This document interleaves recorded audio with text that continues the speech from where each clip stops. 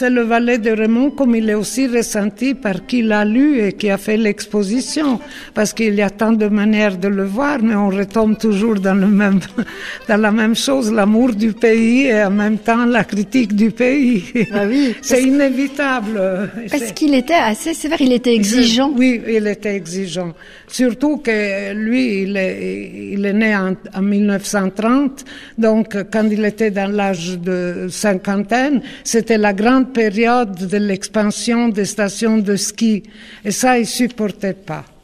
Alors là, il a fait une révolte intérieure assez importante. Et une fois, il était à Romain, je crois, ça s'appelle un village. Romain-Hayen? Oui, Romain-Hayen.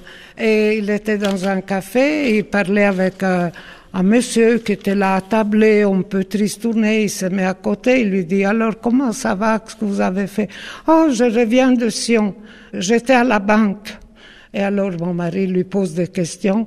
Eh bien, ce monsieur avait vendu du terrain pour la construction d'un immeuble locatif, etc. Il avait été payé pour les mètres carrés.